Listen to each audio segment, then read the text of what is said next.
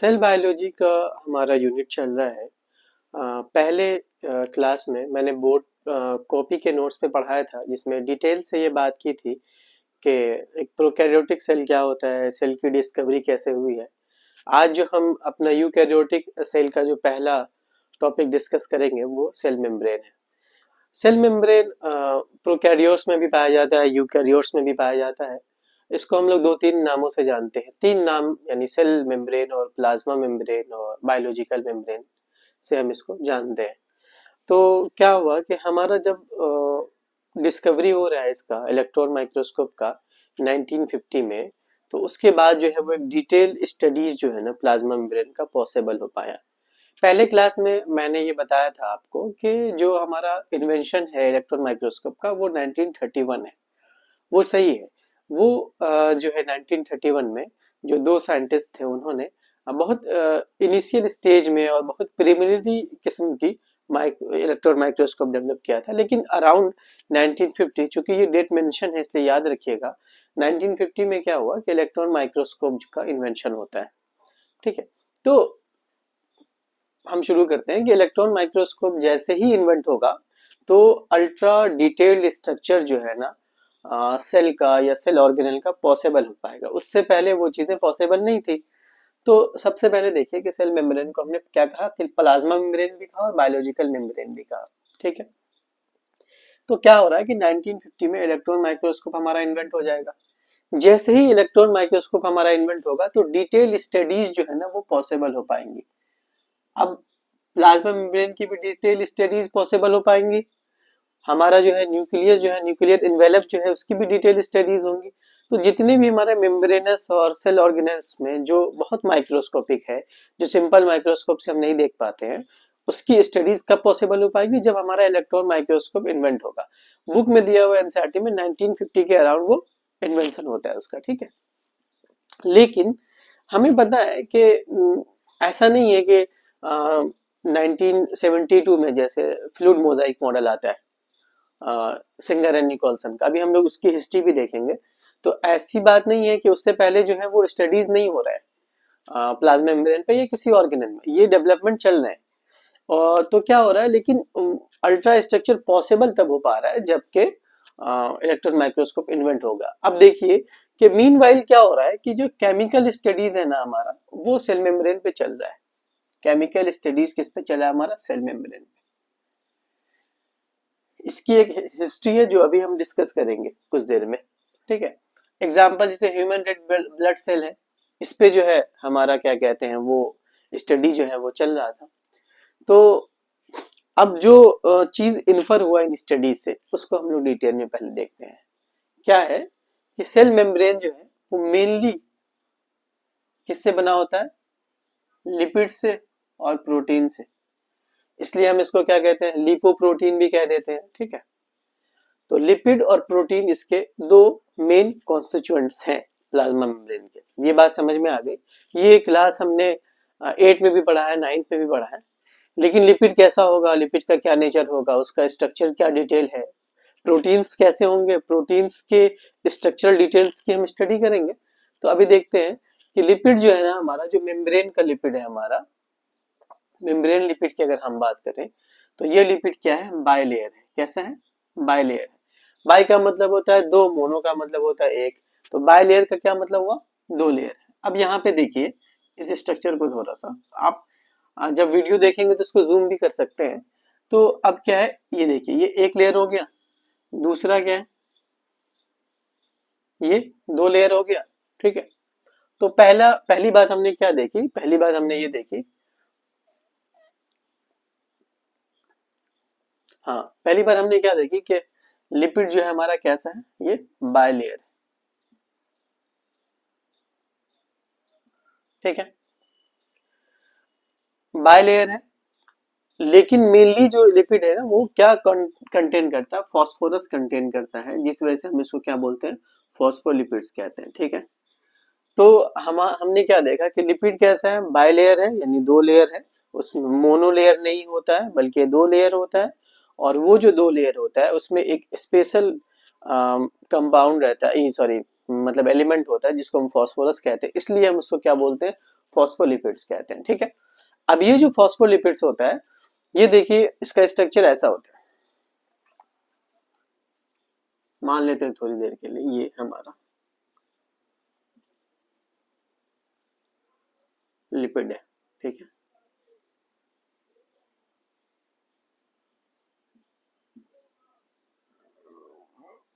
अब देखिए इसका जो फॉस्फोलिपिड है, इसका एक पोलर हेड है, ठीक है, और एक नॉन पोलर टेल है। अब पोलर और नॉन पोलर हम लोगों को पता है, पोलर वो होता है जिसमें हमारा वाटर जो होता है, मतलब मैं बहुत डिटेल में उसको नहीं समझाने की कोशिश कर रहा हूँ, कि पोलर वो होता है जिसमें हमारा वाटर जो होता है वो डिजोल्व हो जाएगा, नॉन पोलर वो होगा जिसमें वाटर डिजोल्व नहीं होगा। तो पोलर को हम लोग हाइड्रोफिलिक कह सकते हैं। हाइड्रो का मतलब होता है पानी, फिलिक का मतलब होता है लव, ठीक है। तो हाइड्रोफिलिक हम किसको कहेंगे, पोलर हेड को, ठीक है। एक नॉन पोलर टेल होता है, नॉन पोलर टेल का क्या होता है, उसका नेचर क्या होता है, हाइड्रोफोबिक होता है। हाइड्रो मतलब होता है वाटर, फोबिक मतलब उससे डरता है या भागता है या उसको हेट करता है, ठीक है। तो वाटर, ये वाटर लविंग है और ये वाटर हेटिंग है, ठीक है। अब ये जो पोलर हेड है, ये पोलर हेड हमारा कहाँ पे होता है, ये आउटसाइड होता है। आउटसाइड का क्या मतलब हुआ, अगर ये हम एक स्ट्रक्चर बना रहे हैं तो इसका जो आउटसाइड वाला पार्ट है वो हमारा क्या हो जाएगा, पोलर हेड हो जाएगा, ठीक है। अब इसका जो इनसाइड होता है, देखिए यहाँ दो बायलेयर का स्ट्रक्चर को देखिए थोड़ा सा, तो हमारा ये स्ट्रक्चर देखिए, ये जो हेड है ना, ये जो हमारा पूरा एक साइड है, दो लेयर है हेड, ये दोनों आउटसाइड है, ठीक है। और बीच में सैंडविच की तरह क्या है हमारा, वो नॉन पोलर टेल्स है। तो ये जो हमारा आउटसाइड है ना, ये क्या है, पोलर हेड है, ठीक है, जिसको मैंने यहाँ पे ब्लैक कलर से डिनोट किया हुआ है। ये कहाँ पे लाई करता है, ये आउटसाइड करता है, ठीक है। उसके बाद हमारा ये नॉन पोलर टेल है, ये जो देख रहे हैं हम लोग, ये क्या है, नॉन पोलर टेल है। ये कहाँ पे रहता है, हमारा इनसाइड में रहता है, inside of the plasma membrane. अब देखिए हमारे एनसीईआरटी में एक बहुत इंपॉर्टेंट बात कही गई। अब देखिए ये जो हमारा नॉन पोलर टेल है ना, इसका जो सेचुरेटेड हाइड्रोकार्बन होता है, ठीक है, आपने टेल में पढ़ा होगा सेचुरेटेड अनसेचुरेटेड हाइड्रोकार्बन, जो कार्बन एंड कंपाउंड्स है, बहुत डिटेल से उसमें, इसको अभी समझाने की जरूरत नहीं है। ये क्या सेचुरेटेड हाइड्रोकार्बन क्या करता है, ये प्रोटेक्ट करता है किससे, एक्वस एनवायरनमेंट से।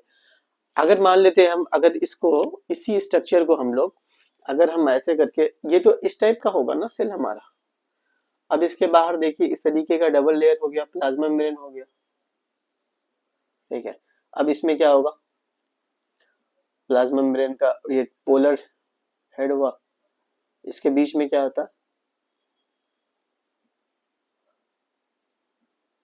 टेल हो गया। ये जो टेल होता है, इसका जो सैचुरेटेड हाइड्रोकार्बन है, ये क्या करता है, हमें किससे बचाता है, प्रोटेक्ट फ्रॉम एक्वस एनवायरनमेंट से, यानी वाटर से रिलेटेड जो एनवायरनमेंट है उससे बचाता है, सेल बर्स्ट नहीं होगा, इसका जो इंटरेक्शन होता है, ठीक है। अब यहाँ पे देखिए कि अगली बात जो कही जा रही है वो क्या कहा जा रहा है, कि मेम्ब्रेन जो होता है इसके पास कोलेस्ट्रॉल भी होता है, ऑल्सो कंटेन कोलेस्ट्रॉल, ठीक है। अब कोलेस्ट्रॉल का कैसा नेचर होगा, हाइड्रोफोबिक। अब हमने क्या पढ़ा था, हमने पढ़ा कि प्रोटीन, मेम्ब्रेन जो होता है लिपिड और प्रोटीन दोनों का बना होता है। तो ये जो रेशियो होता है ना, क्या ratio of the protein and lipid, ये वेरीज करता है according to cell type. Cell type के अकॉर्डिंग ये क्या करता है, हमारा वेरी होता है, ठीक है। अब एग्जांपल में हम देखें, जो बुक में दिया गया है वो है कि ह्यूमन एरिथ्रोसाइट्स जो होता है, उसमें क्या होता है, प्रोटीन हमारा 52% होगा और लिपिड हमारा क्या होता है, 40% होता है, ठीक है। इतनी बात समझ में आ गई। अब अभी हम जो आगे पढ़ेंगे वो हम लोग पढ़ेंगे प्रोटीन के बारे में, ठीक है। कि ये तो मेम्ब्रेन लिपिड की बात हो गई। क्या हमने पढ़ा, हमने पढ़ा कि लिपिड क्या होता है, बायलेयर होता है। बायलेयर का मतलब क्या हुआ, दो लेयर होगा इसमें, और वो ये क्या कंटेन करता है, फॉस्फोरस कंटेन करता है, इसलिए हम इसको क्या बोलते हैं, फॉस्फोलिपिड कहते हैं।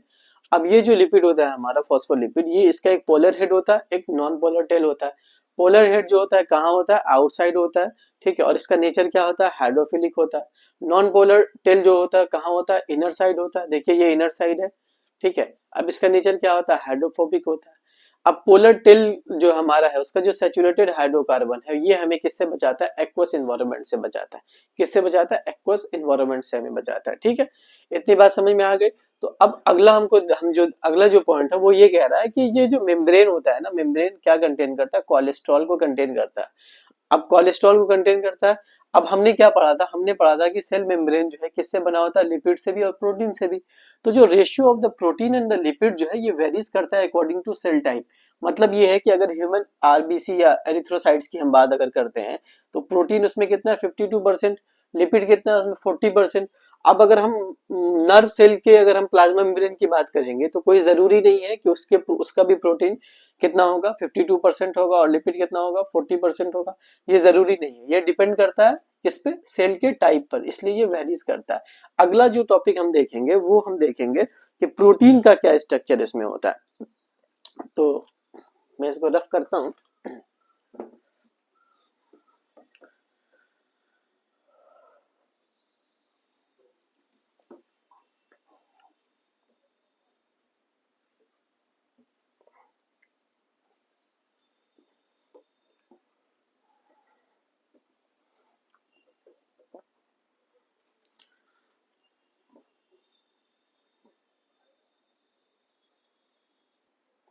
देखिए, तो हमारा जो प्रोटीन है ना, जो स्ट्रक्चरल प्रोटीन है किसका, मेम्ब्रेन का, वो depending on the ease of attraction दो तरीके का होता है। मैं बता रहा हूं क्या होता है।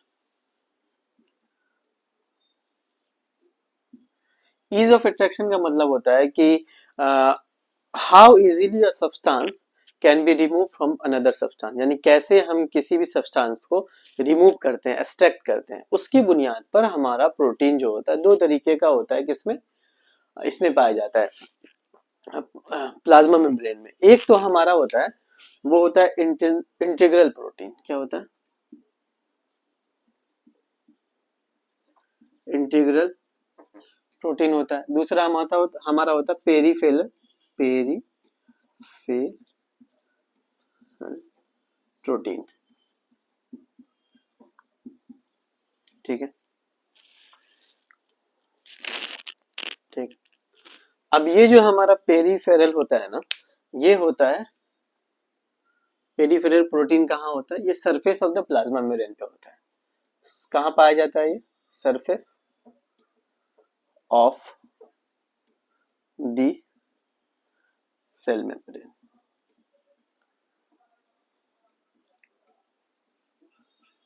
ठीक है, अब ये जो इंटीग्रल प्रोटीन होता है हमारा, ये इंटीग्रल प्रोटीन जो होता है हमारा, ये प्रोटीन हमारा जो है वो एम्बेडेड होगा पार्शियली या कंप्लीटली। ठीक है, तो ये क्या होता है, पार्शियली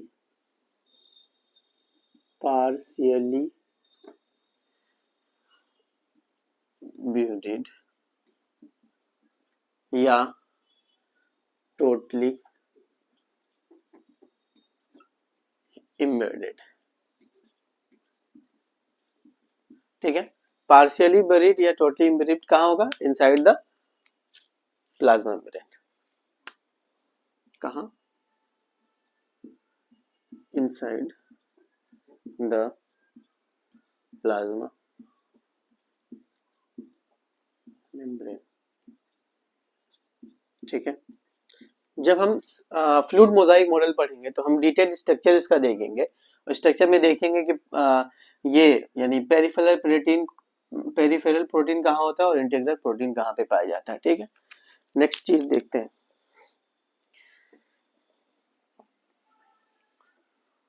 थोड़ा अब हम हिस्ट्री देखते हैं कि कैसे, यानी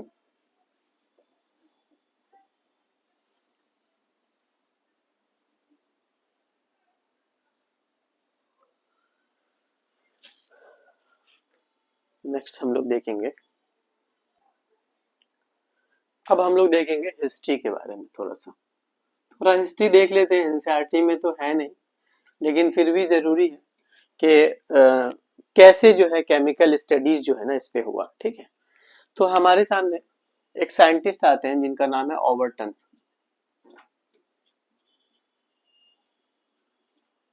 ओवरटन ओवरटर्न ने सबसे पहले ये कहा कि हमारा प्लाज्मा मेम्ब्रेन जो है ना वो किसका बना होता है, लिपिड मॉलिक्यूल्स का बना होता है। ओवरटर्न ने क्या बात कही, ओवरटर्न ने ये कहा कि हमारा जो प्लाज्मा मेम्ब्रेन होता है ये किसका बना होता है, लिपिड मॉलिक्यूल्स का,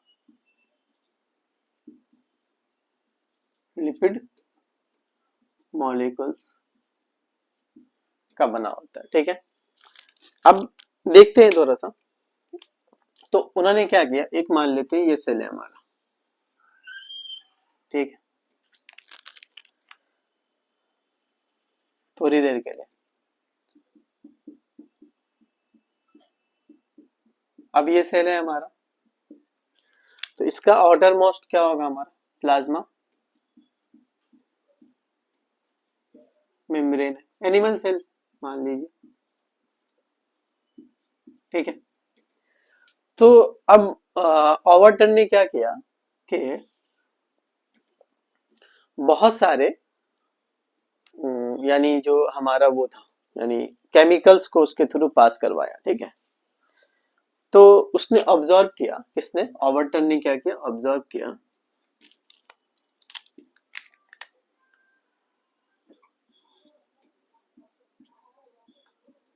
क्या किया कि नॉन पोलर सॉल्यूट जो है, क्या नॉन पोलर, अब नॉन पोलर क्या होगा, हाइड्रोफोबिक होगा, हाइड्रोफोबिक होगा।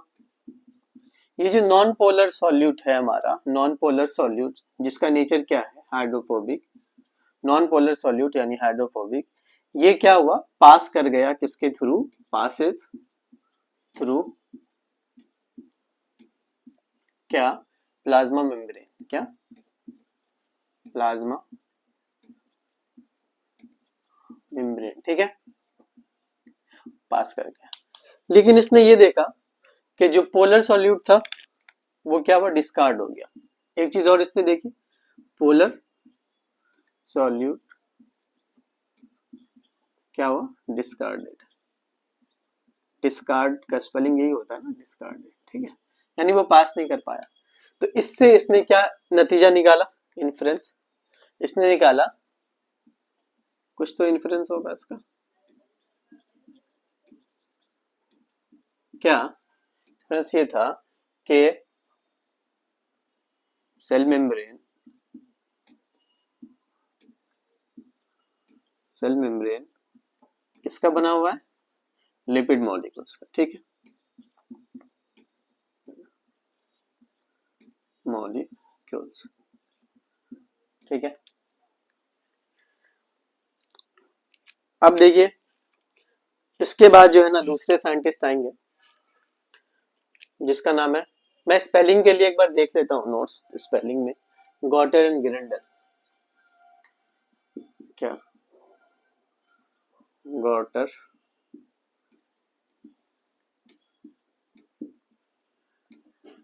मॉडल,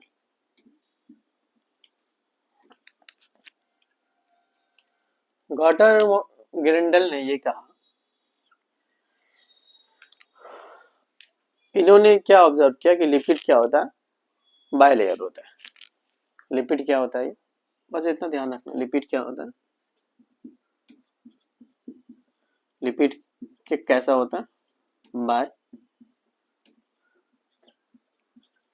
लिपिड होता है हमारा बायलेयर। ठीक है, इन्होंने क्या किया था कि जो आरबीसी पे जो ये कर रहे थे उसको वाटर मॉलिक्यूल्स पे रखा और उसके सरफेस एरिया को बढ़ा दिया, जिससे देखने में उसको लगा कि अच्छा ये जो है ना हमारा लिपिड क्या होता है, बायलेयर होता है। ठीक है, इतनी बात तो समझ में आ गई। एक साइंटिस्ट है जिनका नाम है रॉबर्टसन, याद रख लेना है और क्या, रॉबर्टसन, इन्होंने यूनिट मेम्ब्रेन मॉडल दिया, क्या दिया था, बस इसको इतने ही याद रखना है, यूनिट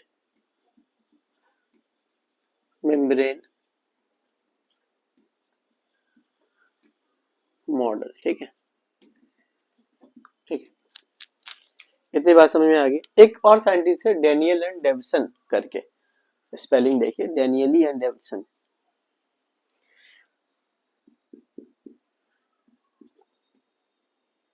डेनियली क्या है, हाँ डेनियली एंड डेवसन, इन्होंने क्या कहा, डेनियल एंड डेवसन ने कहा कि प्लाज्मा सेल मेम्ब्रेन किसका बना होता है, सेल मेम्ब्रेन किसका बना होता है, लिपिड एंड प्रोटीन का, किसका,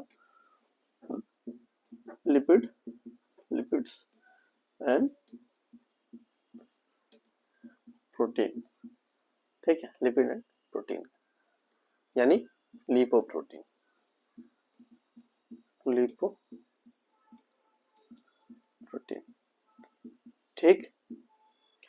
इसके बाद क्या हुआ, इन द ईयर दो साइंटिस्ट आते हैं, Singer and Nicolson, Singer and Nicolson, इन्होंने, सिंगर एंड निकोलसन ने एक मॉडल दिया जिसको हम लोग कहते हैं फ्लूइड मोजाइक मॉडल, ठीक है, कब दिया, 1972 में, ठीक है। इसके बारे में हम लोग डिटेल से पढ़ेंगे नेक्स्ट हमारे क्लास में, सिंगर एंड निकोलसन ने जो दिया था फ्लूइड मोजाइक मॉडल के बारे में, ठीक है।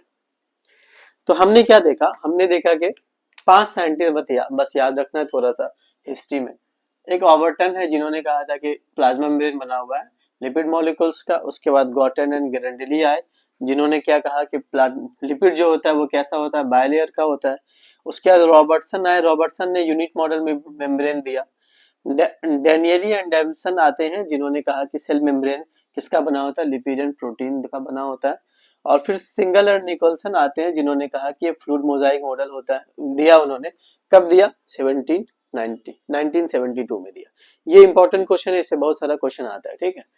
तो आज हमने बेसिकली क्या पढ़ा, हमने ये पढ़ा कि जो हमारा प्लाज्मा मेम्ब्रेन है वो प्रोकैरियोट्स में भी होता है और यूकैरियोट्स में भी होता है।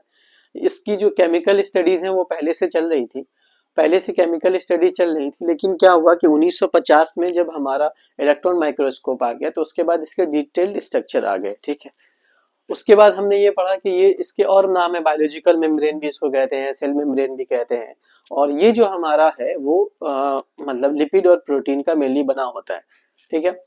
अब इसका जो लिपिड होता है वो लिपिड बायलेयर होता है, और बायलेयर में भी इसका क्या होता है, स्पेशल टाइप ऑफ लिपिड होता है जिसको हम लोग कहते हैं फॉस्फोलिपिड्स।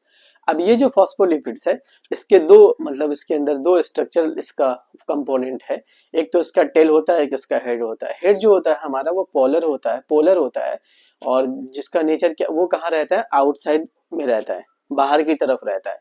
और जो हमारा नॉन पोलर होता है वो कहाँ रहता है, नॉन पोलर हमारा इनसाइड रहता है। तो ये जो पोलर है ये हाइड्रोफोबिक नेचर होता है यानी वाटर लविंग होता है, और वो जो नॉन पोलर है वो वाटर हेटिंग होता है, ठीक है।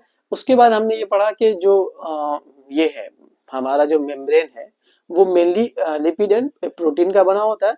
और ये इसका जो कॉन्स्टिट्यूएंट है ना, कि लिपिड कितना प्रेजेंट होगा, प्रोटीन कितना प्रेजेंट होगा, ये डिपेंड करता है, ये वेरीज करता है सेल टाइप।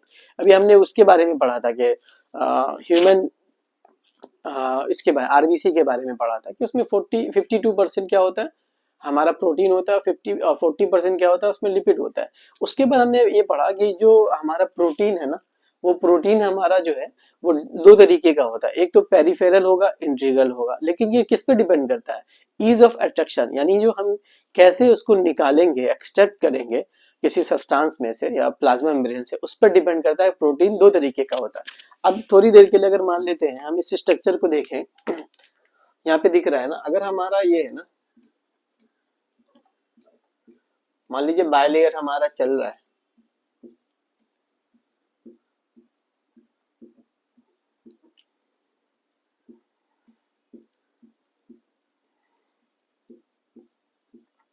ये हमारा क्या बन रहा है, हमारा पोलर हेड बन रहा है, ठीक है। अब देखते हैं हम,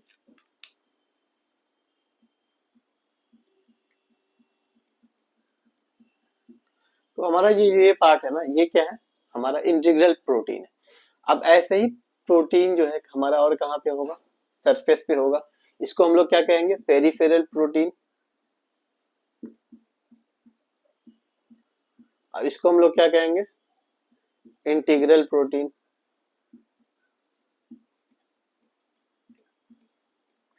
प्रोटीन कहेंगे, ठीक है। ठीक, तो उसके बाद फिर हमने ये पढ़ा कि हिस्ट्री ऑफ द जो हमारा वो है प्लाज्मा मेम्ब्रेन पे कैसे स्टडी हुई।